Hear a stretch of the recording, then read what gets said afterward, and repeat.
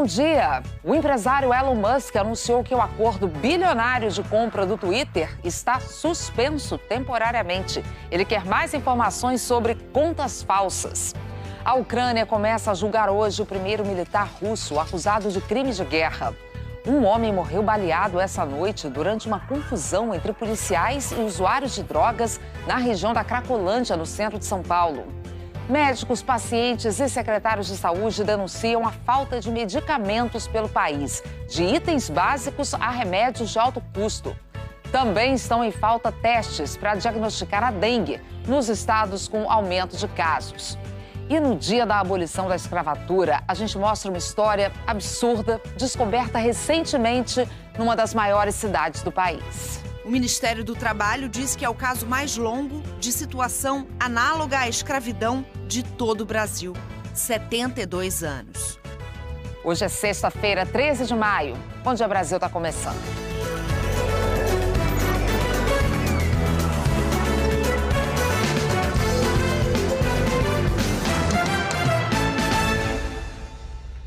Um homem morreu baleado ontem à noite no centro de São Paulo. Foi durante uma confusão entre policiais e usuários de drogas na região da Cracolândia.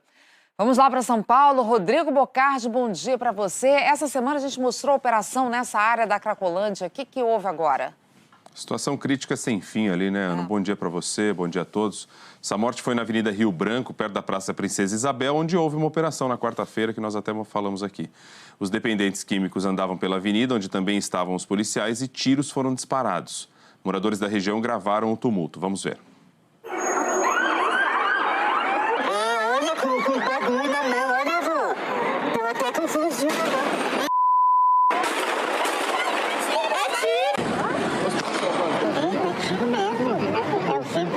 Civil tá atirando de revólver mesmo. Centro de São Paulo. A Indianara Campos está na delegacia, ali na região, e traz mais informações pra gente. Um bom dia para você.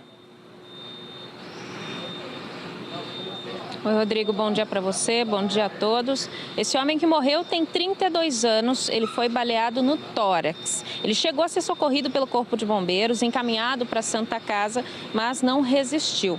Ainda não se sabe de onde partiu esse tiro e nem o calibre dele. Nós recebemos a informação aqui na delegacia que esse homem foi identificado como sendo morador de um albergue aqui da região central e ele também já tinha passagens pela polícia. Bom, o policiamento no centro foi reforçado desde a operação de quarta-feira, que prendeu traficantes na Nova Cracolândia, na Praça Princesa Isabel. Desde então, os dependentes químicos que estavam na praça se espalharam por várias ruas aqui da região central da capital. O Globocop sobrevoou a região da praça hoje. Já é possível ver que não há mais barracas e o local será revitalizado. Rodrigo. Obrigado, Indianara. A Prefeitura de São Paulo informou que numa aglomeração como a Cracolândia, o trabalho dos agentes sociais é mais arriscado. Agora que as pessoas se espalharam pelos bairros da região central, a Prefeitura diz que a abordagem ficará mais fácil. A ver, Ana Paula. A conferir, né, Rodrigo, que a gente vem vendo aqui nos últimos anos, como vem aumentando a quantidade de pessoas, o tamanho da Cracolândia em São Paulo. Tem que ser uma ação constante o tempo todo, não pode parar, porque senão a gente fica nessa, enxugando gelo o tempo todo aí na Cracolândia. Até já, viu? Até já. A Justiça da Ucrânia deu início hoje ao primeiro julgamento de um militar russo acusado de crimes de guerra. Enquanto isso, o Reino Unido afirma que comandantes russos estão sob pressão por causa de derrotas no campo de batalha. Vamos chamar a nossa correspondente Cecília Malan, que tem essas informações pra gente. Bom dia, Cecília. Bom dia, Ana. Bom dia a todos. Os dois lados travam batalhas intensas na região separatista do Donbass, que os russos tentam tomar por completo. Só que as tropas de Putin estão sofrendo muitas perdas, segundo o Ministério da Defesa britânico. A Ucrânia diz ter destruído um batalhão de grupo tático que tentava atravessar o rio Siversky Donets, no Donbass. Imagens mostram tanques e veículos blindados russos destruídos. Moscou consegue avanços lentos em outras partes da região separatista com apoio de artilharia pesada e afirma ter destruído uma refinaria na região central da Ucrânia. Outra batalha que chama a atenção é no Mar Negro. O governo ucraniano diz que vai lutar o tempo que for necessário para retomar a Ilha da Cobra e afirma ter afundado um navio russo. Segundo a inteligência ucraniana, a batalha pode definir quem controla a costa ocidental do Mar Negro e o movimento de navios civis na região. A Ilha da Cobra ficou famosa no início desse conflito, depois que militares ucranianos em desvantagem se recusaram a entregar as armas. A Rússia afirma que o inimigo está sofrendo baixas severas nesta batalha. Já para o presidente ucraniano Volodymyr Zelensky, a derrota estratégica da Rússia é óbvia. Começou hoje em Kiev o primeiro julgamento por crime de guerra. O réu é um comandante russo de 21 anos, acusado de assassinar um civil desarmado. Ele teria atirado na cabeça da vítima através da janela de um carro. Se condenado, o comandante pode pegar prisão perpétua. O gabinete da vice-primeira-ministra da Ucrânia disse que mais de 10 mil crimes de guerra estão sendo investigados no país.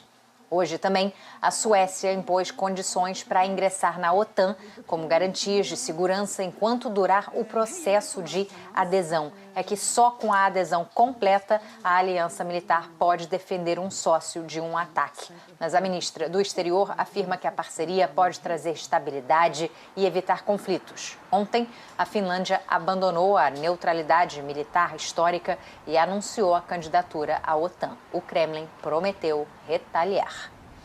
Ana. Ok, obrigada, Cecília. E por aqui, refugiados ucranianos que estão morando no Paraná receberam a visita de embaixadores da União Europeia e de 4 países. O hino ucraniano abriu o evento, que reuniu refugiados, pastores da igreja e representantes de 5 embaixadas.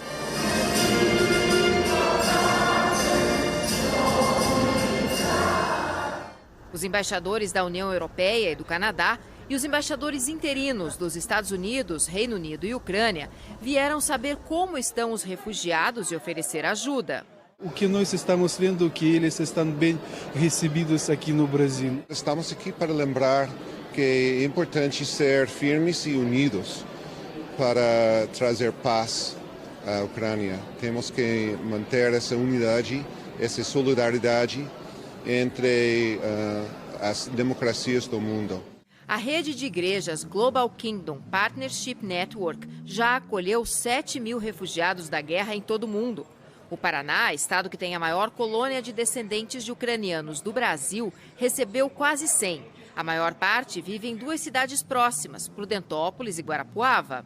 No mesmo prédio, no centro de Guarapuava, moram as 10 famílias de refugiados. Os apartamentos foram alugados pela igreja e mobiliados para eles. Agora, os ucranianos, que têm visto humanitário, estão preparando a documentação para trabalhar no Brasil. Olga era professora de inglês em Kherson, sul da Ucrânia, e no Brasil quer dar aulas particulares. A comitiva esteve no apartamento onde ela mora. O marido, Yuri, teve permissão para deixar a Ucrânia, mesmo com idade para se alistar, porque eles têm 4 filhos. Olga contou que eles deixaram tudo para trás e que são muito agradecidos pela acolhida. Victoria, que também era professora, está cozinhando e vendendo comidas típicas ucranianas. Ela chorou ao falar do carinho que sentiu quando chegou ao Brasil. No evento da igreja, foi Victoria quem emocionou a plateia. Lembrou do marido e do filho que ficaram na Ucrânia. Imigrante é uma luta e a nossa tarefa é cuidar deles, amá-los, na esperança de que a gente possa ver essas famílias reunidas uma vez mais. O avanço da dengue em vários estados trouxe um outro problema. Estão em falta testes para o diagnóstico da doença. Vamos falar sobre isso lá em Brasília com Heraldo Pereira. Heraldo, aumentou a procura justamente quando estão faltando insumos para esses testes. Bom dia. É uma situação crítica que se intensifica ainda mais com o avanço da doença pelo Planalto Central do Brasil. Bom dia, Ana Paula. Bom dia especialmente a você que está sempre conosco aqui no Bom Dia Brasil. A região centro-oeste que tem o pior quadro, segundo o Ministério da Saúde, seguida pelo sul, sudeste, norte e nordeste. No Distrito Federal, moradores com sintomas de dengue estão enfrentando dificuldades para fazer o teste da doença, diagnóstico fundamental para o direcionamento do tratamento correto. Problema de falta de testes também é registrado em outras unidades da federação, além de Brasília e Goiás, que têm a maior incidência de dengue no país. A justificativa é a explosão de casos suspeitos e os problemas para a compra de insumos. Num posto, no outro, na UPA, nos hospitais, tem gente peregrinando para tentar fazer teste de dengue. E nada. O Distrito Federal continua sem teste. E a Marinete sem certeza de que pegou a doença. A médica me examinou, né? Viu que eu estava com febre. Eu expliquei para ela tudo que eu estava sentindo. Ela falou assim, olha, tudo indica que você está com dengue. Mas, infelizmente, a gente não vai poder comprovar no exame porque a gente não tem reagente. Além dos sintomas, tem a indignação. É um absurdo você se depara com uma situação dessa, né? É um absurdo. Não é só a rede pública que está em falta dos testes, a rede particular também. No Piauí também tem faltado testes. A Secretaria de Saúde mandou priorizar a testagem para pacientes hospitalizados com sintomas graves, grávidas e pessoas que morreram com suspeita de dengue. A mesma orientação em Santa Catarina. Lá ainda tem teste, mas a secretaria admite que são insuficientes. Segundo especialistas, a falta do diagnóstico de dengue traz riscos. A dengue pode ficar grave. Então, se a pessoa ela volta para casa sem saber, ela pode ficar desavisada, pode não tomar os devidos cuidados. Outro problema que é o de saúde pública. Porque quando a gente tem um caso de dengue, essa pessoa volta para casa, ela é uma fonte de infecção para o mosquito. E o mosquito, então, pode picar ela e depois picar os outros que estão ao redor. E ainda tem o problema de que alguns remédios são contraindicados quando há suspeita de dengue. Tem faltado testes porque está difícil importar os insumos, já que a maior fabricante, a China, está em meio à crise sanitária ainda por causa da Covid.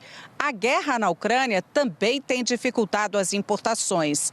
O Ministério da Saúde recomenda que sejam feitos diagnósticos clínicos, enquanto não é possível fazer o exame de laboratório. E diz que kits para diagnóstico da dengue, zika e chikungunya estão previstos para chegar até o mês que vem. Em nota, o CONAS disse que a responsabilidade pela aquisição de insumos laboratoriais é da gestão federal e complementada pelos estados. O Conselho reconhece que é um problema grave de entrega de insumos pelos laboratórios produtores. Ainda falando de faltas na área da saúde, pacientes estão tendo dificuldade para encontrar alguns tipos de medicamentos em hospitais e em farmácias, isso pelo país afora. E aí em São Paulo, Rodrigo, tem cidade onde a realização até de cirurgias eletivas já está comprometida por causa de estoques em baixa de alguns medicamentos. Faltam desde medicamentos para anestesia e aí passando por remédios de alto custo, até produtos populares, viu, nas farmácias, para controlar a febre, por exemplo. Situação que se repete em outros estados, como você disse, vamos ver.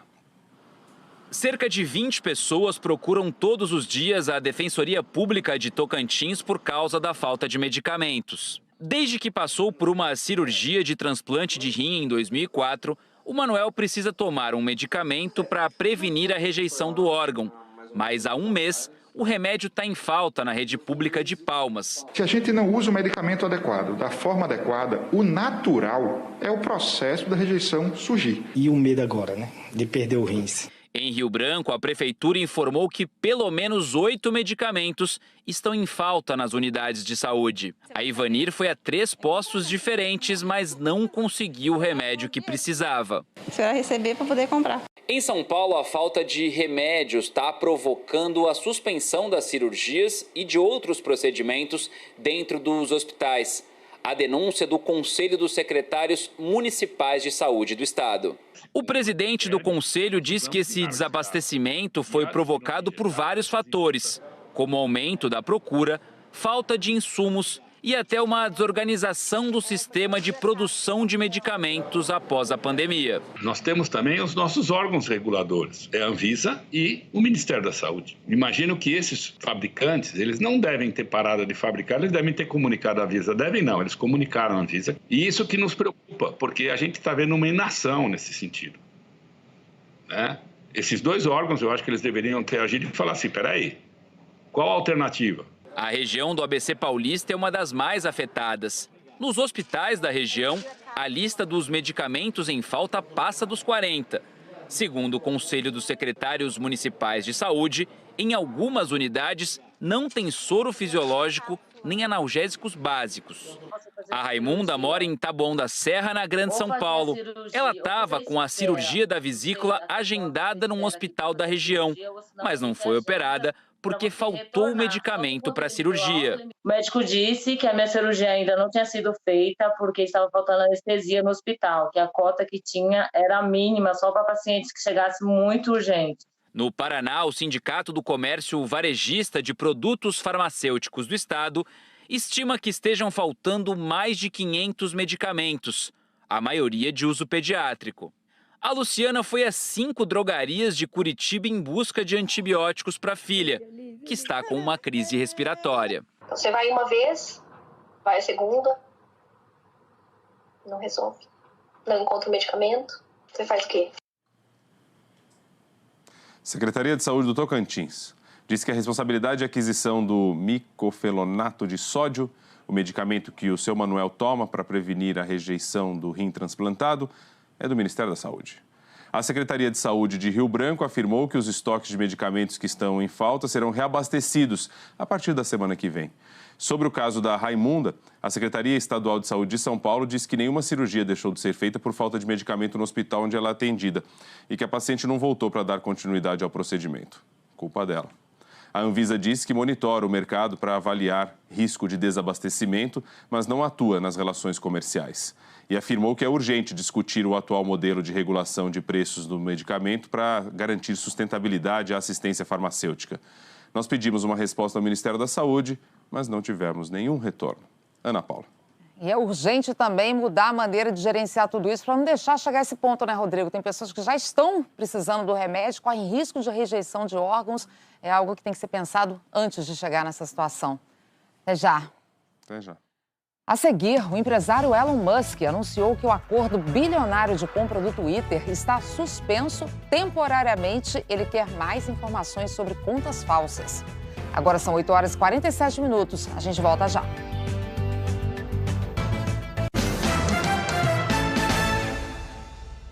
O bilionário Elon Musk anunciou agora há pouco que o acordo de compra do Twitter por 44 bilhões de dólares está suspenso temporariamente.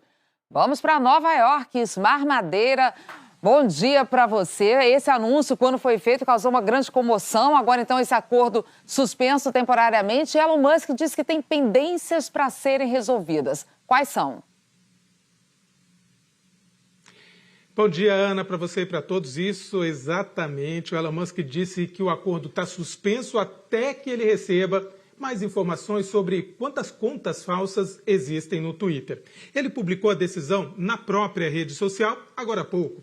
A estimativa da plataforma é que contas falsas ou de spam, que são aquelas de propagação de notícias falsas, tenham representado menos de 5% do total de usuários ativos que receberam publicidade no primeiro trimestre deste ano.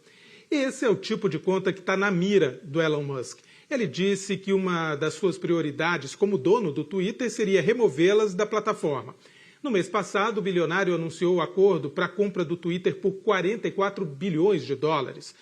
Musk prometeu fazer a rede social melhor, com novas ferramentas. Ele disse que quer acabar, por exemplo, com as contas operadas por robôs e também tornar os algoritmos da plataforma mais transparentes.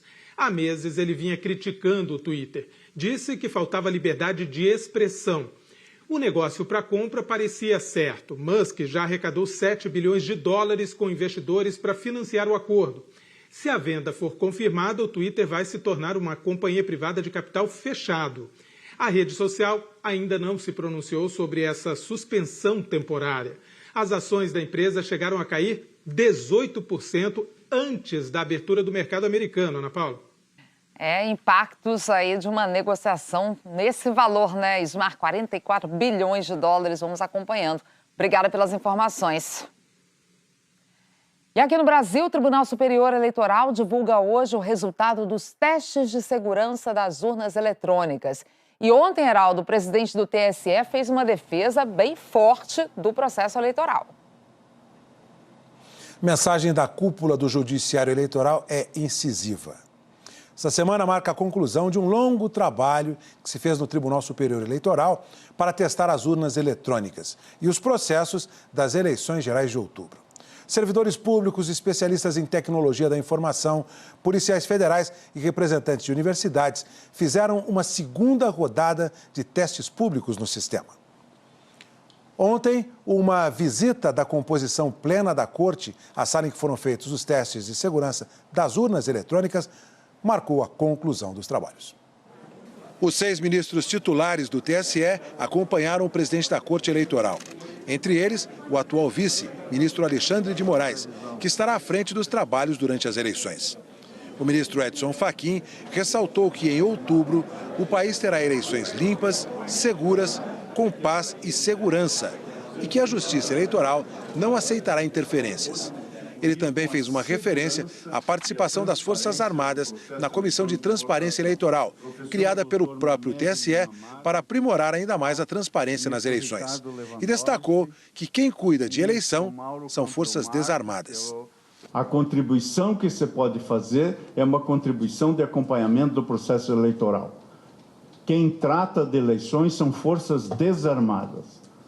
E, portanto, as eleições dizem respeito à população civil que, de maneira livre e consciente, escolhe seus representantes. Logo, diálogo, sim, como disse, colaboração, sim, como eu disse. Mas, na Justiça Eleitoral, quem dá a palavra final é a Justiça Eleitoral. E assim será durante a minha presidência, e estou seguro que isso prosseguirá na gestão também do ministro Alexandre de Moraes. A Justiça Eleitoral está aberta a ouvir, mas jamais estará aberta a se dobrar a quem quer que seja tomar as rédeas do processo eleitoral. À noite, numa rede social, o presidente Jair Bolsonaro respondeu ao presidente do TSE, ministro Edson Fachin. O presidente da República afirmou que as Forças Armadas não querem interferir na Justiça Eleitoral. Lembrou que 56 mil militares em 2018 e 32 mil militares em 2020 participaram da segurança das eleições e que as Forças Armadas estão na Comissão de Transparência a convite do TSE. O presidente Jair Bolsonaro afirmou ainda que as forças vão continuar esse trabalho, a não ser que o ministro Edson Fachin revogue a portaria. Movimentações no Judiciário Eleitoral, desdobramentos no Executivo. Tema para Gerson Camarote conosco aqui. Bom dia, Camarote. Bom dia, Heraldo. Exatamente, esses desdobramentos. Bom dia, Ana. Bom dia a você, assinante. Olha, Heraldo, o que é que a gente está tendo? 2 movimentos importantes que a gente viu ontem. Durante o dia do Judiciário e à noite do Legislativo. Vamos lá. Esse movimento de reação do Tribunal Superior Eleitoral, ele tem um simbolismo muito grande, porque estavam ali os ministros todos do TSE.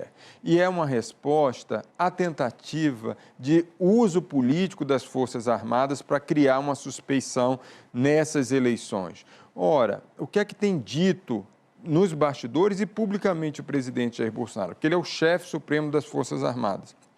E esse movimento de ontem no Tribunal Superior Eleitoral, especialmente do ministro Fachin, teve um recado direto do presidente Jair Bolsonaro, dizendo, tudo bem, você é o chefe supremo das Forças Armadas, mas você é candidato e é do Executivo. E quem é o magistrado da eleição, dessas eleições, é o Tribunal Superior Eleitoral. E é dessa forma que o Supremo também está vendo, colocando um freio no presidente Jair Bolsonaro. Ontem à noite, em Salvador, quem fez uma defesa enfática da democracia e do judiciário foi ninguém menos do que o presidente do Congresso Nacional, Rodrigo Pacheco. Foi inclusive, num encontro com magistrados lá em Salvador. Foi uma consequência direta de um jantar que tinha acontecido na quarta-feira com ministros do Supremo e senadores, em que Rodrigo Pacheco disse que não ia deixar o Supremo Tribunal Federal ficar isolado. Você continua conosco, que a gente ainda vai tratar de Petrobras e petróleo. Essa foi a última etapa dos testes públicos de segurança nas urnas antes das eleições desse ano. A área técnica do TSE vai elaborar um relatório que vai ser encaminhado para a comissão avaliadora até o fim do mês. Depois do intervalo, uma pesquisa mostra que quase metade dos consumidores tem 4 ou mais cartões de crédito e usam para pagar contas básicas, como do mercado. E o funeral da jornalista morta durante uma operação militar israelense é marcado por tumultos em Jerusalém. A gente mostra já já. Agora são 8 horas e 57 minutos.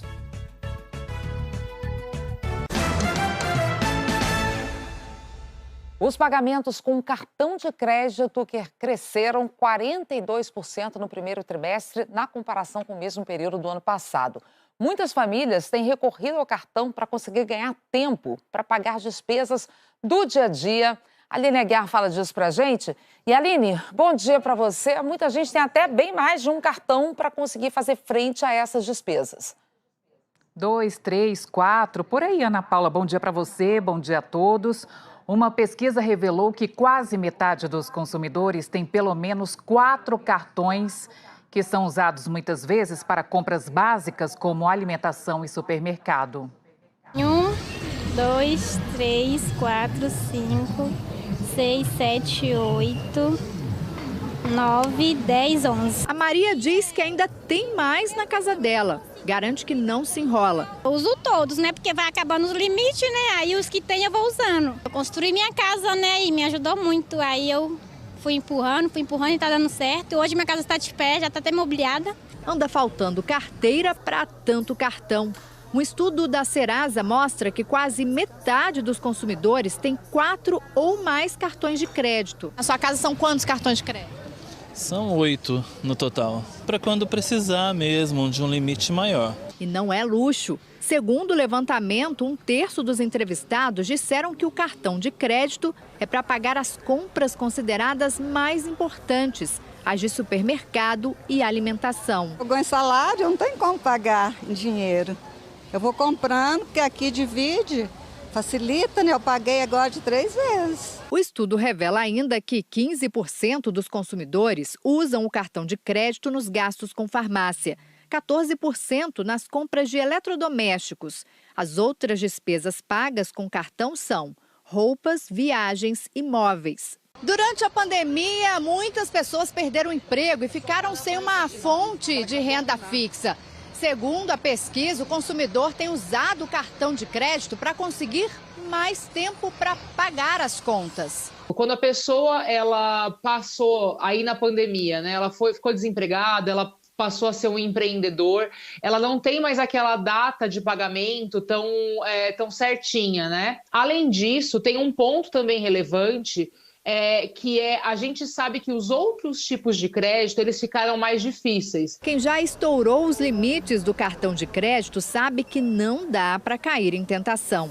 Geralda faz parte dos 9% de consumidores que só tem um cartão de crédito. Tem que saber que se você atrasar ele, você paga o dobro depois.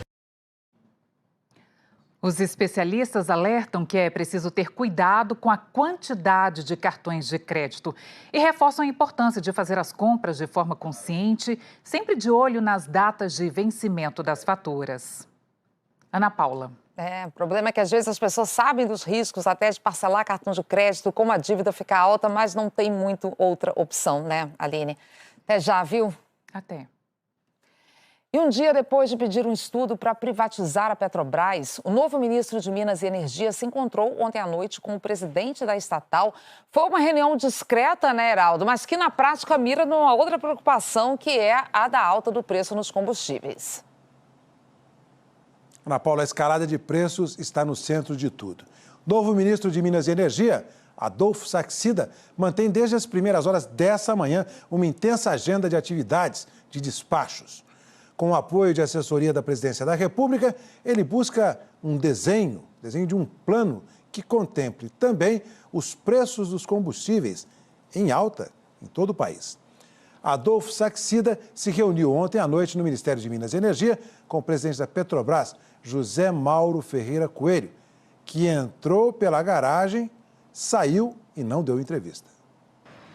Foi a portas fechadas a reunião do ministro de Minas e Energia, Adolfo Saxida, com o presidente da Petrobras, José Mauro Ferreira Coelho, ontem. Pela manhã, Saxida entregou 2 pedidos ao ministro da Economia, Paulo Guedes.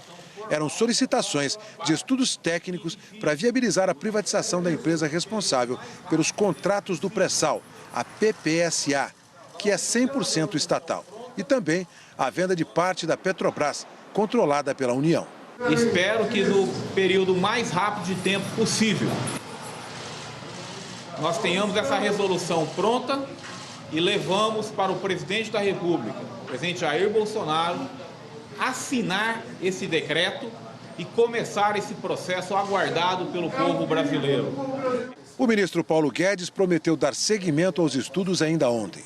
O estudo será feito pelo Programa de Parcerias de Investimento, secretaria vinculada ao Ministério da Economia. Se o Conselho do PPI recomendar a privatização, o processo terá que passar por diferentes etapas. E no Congresso Nacional, terá que ser aprovada a lei autorizando a privatização. O presidente do Senado, Rodrigo Pacheco, do PSD de Minas Gerais, disse que o momento é ruim para discutir privatização da Petrobras e que não vê como possa avançar agora nas casas legislativas. Não considero que esteja no radar ou na mesa de discussão nesse momento a privatização da empresa, porque o momento é muito ruim para isso. Essa é uma medida que pode ser estudada o quanto for necessário, mas não é uma medida rápida de ser tomada. Isso vai demandar muito diálogo, participação da sociedade civil, participação de todas as instâncias, porque a Petrobras é um ativo nacional. Privatização da Petrobras, política de preços dos combustíveis, camarote, temas do meio político.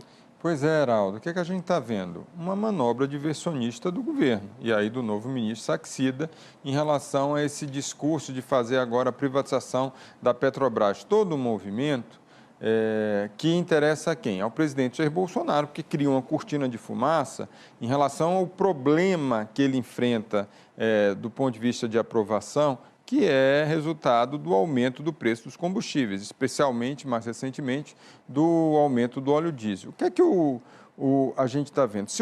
Isso todo mundo está falando, até mesmo integrantes do governo, se o presidente quisesse mesmo ter feito a privatização da Petrobras, teria colocado no primeiro momento, na abertura do Congresso Nacional, dos trabalhos do Congresso Nacional, no ano de 2019, quando ele estava iniciando o seu governo. Ele não quis fazer isso e agora está colocando isso na pauta, deu o aval para colocar isso na pauta, com o objetivo de criar um novo noticiário para sair daquele foco que cria, sim, um desgaste. Então, é uma manobra eleitoral do governo do presidente Jair Bolsonaro. E o que a gente vê, Heraldo, de forma muito clara dentro do governo, é justamente esse cenário. O presidente querendo colocar uma agenda para sair de uma agenda que cria mais desgaste. Obrigado, Camarote. Bom fim de semana. Obrigado. O eventual processo governamental para a privatização da Petrobras dependeria de um longo caminho. Além da aprovação da lei no Congresso Nacional, o BNDES, Banco Nacional de Desenvolvimento Econômico e Social, teria que fazer um modelo de venda e submeter a aprovação a uma Assembleia de Acionistas da Petrobras, para depois ser marcado o leilão. Milhares de pessoas acompanham o funeral da jornalista da TV Al Jazeera, morta durante uma operação militar israelense. O funeral está sendo em Jerusalém Oriental e já houve tumulto. A morte de Shirin Abu Akleh gerou condenação internacional. Ela cobria a operação israelense na Cisjordânia, que tinha como alvo palestinos suspeitos de terrorismo, e foi atingida por um disparo durante um tiroteio. Veja em instantes, a Anvisa autoriza a volta dos serviços de bordo em voos domésticos, mas mantém a obrigação do uso de máscaras dentro do avião. E a Coreia do Norte anuncia as primeiras mortes por Covid. Agora são 9h09. A gente já volta.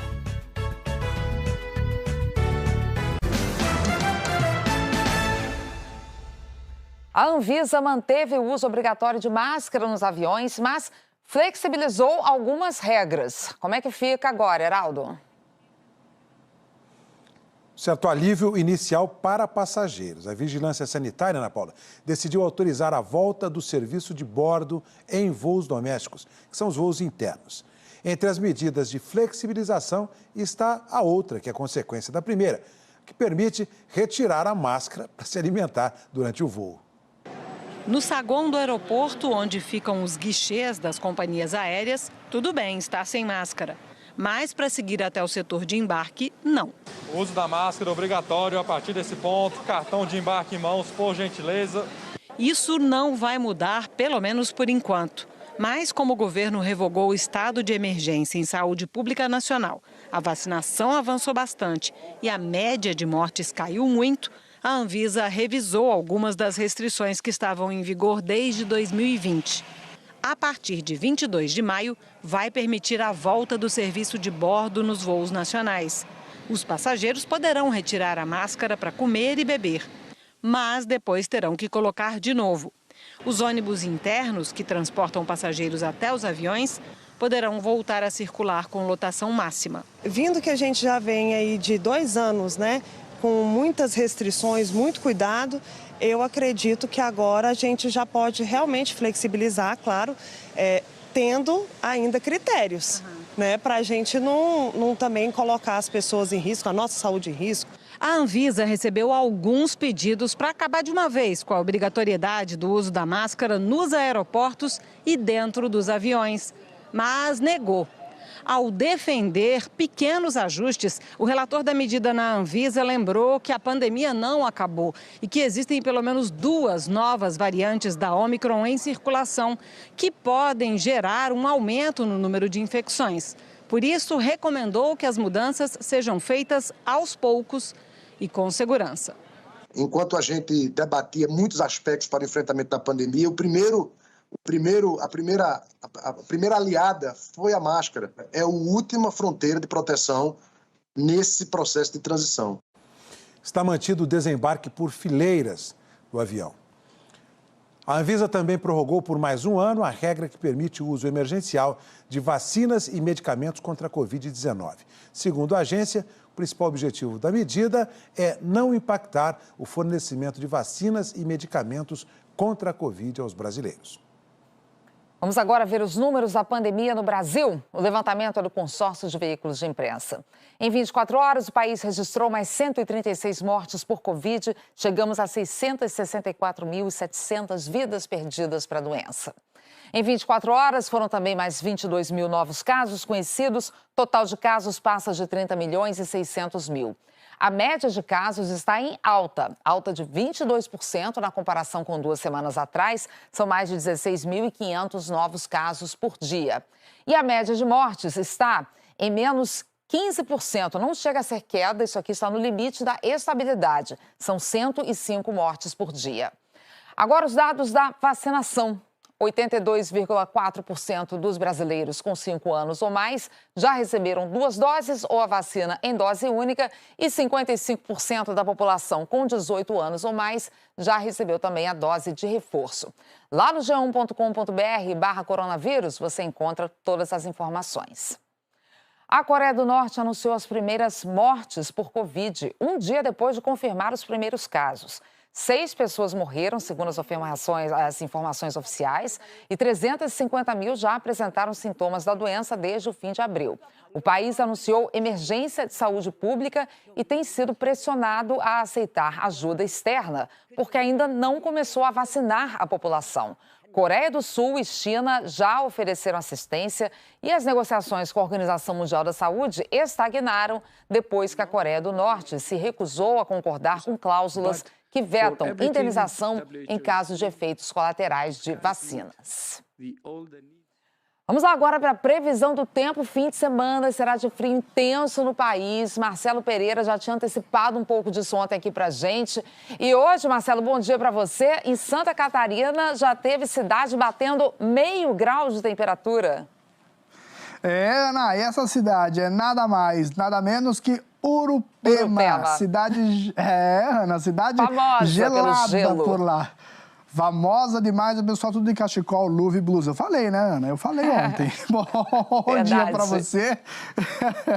Bom dia também para os nossos amigos e amigas. E esse frio vai continuar desse jeitinho até semana que vem. E por falar nela, preparem-se, porque até terça-feira tem cidade que vai marcar temperaturas abaixo de 0. E com isso, a chance de nevar segue valendo.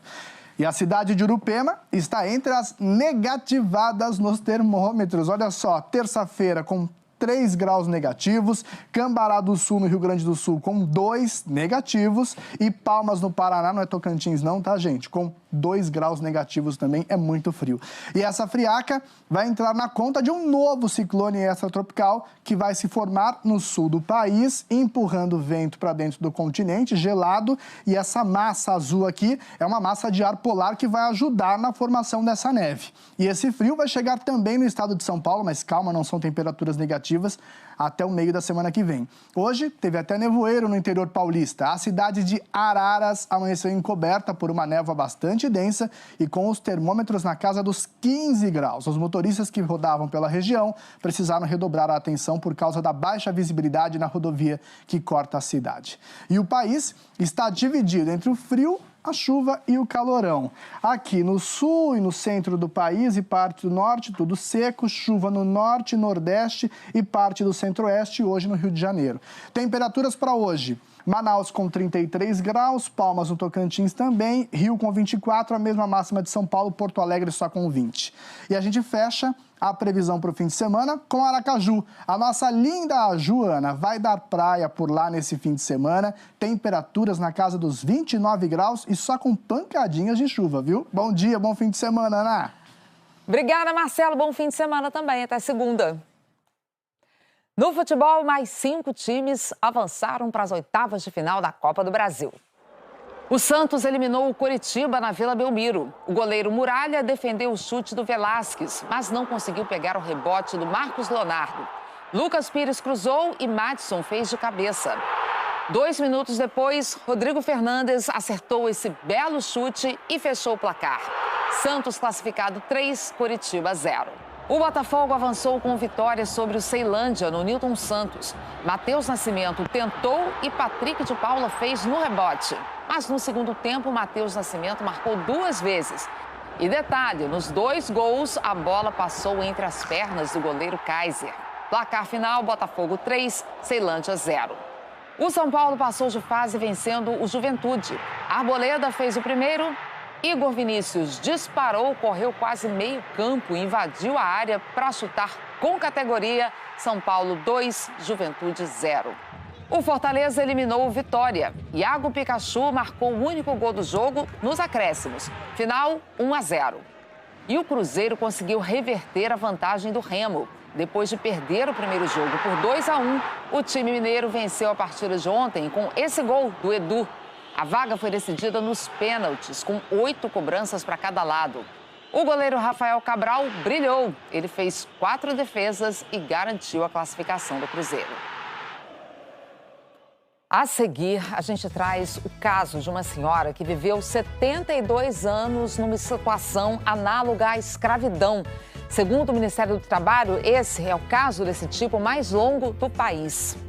Agora são 9 horas e 20 minutos. A gente já volta. –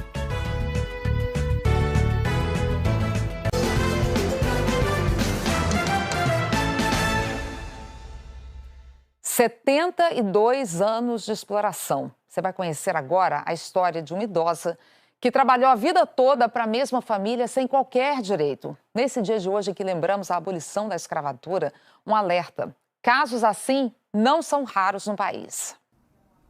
Mãos que trabalharam a vida inteira. Uma mulher que viveu à sombra de uma única família. Não casou, não teve filhos, não tinha amigos. Perdeu contato com os próprios parentes e não recebia salário, nem férias. O Ministério do Trabalho diz que é o caso mais longo de situação análoga à escravidão de todo o Brasil. 72 anos. Por estar aos cuidados da Prefeitura do Rio, não tivemos autorização para gravar a entrevista. Ela não tem a noção que ela foi escravizada. Ela não tem noção alguma disso.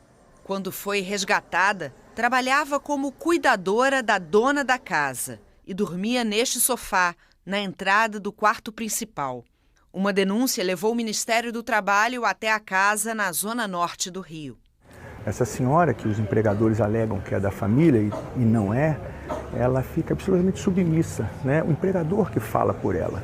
Qualquer resposta que a gente solicita dela é o empregador que responde. Os documentos dela não estão de posse tutela mesmo, o empregador que tem esses documentos.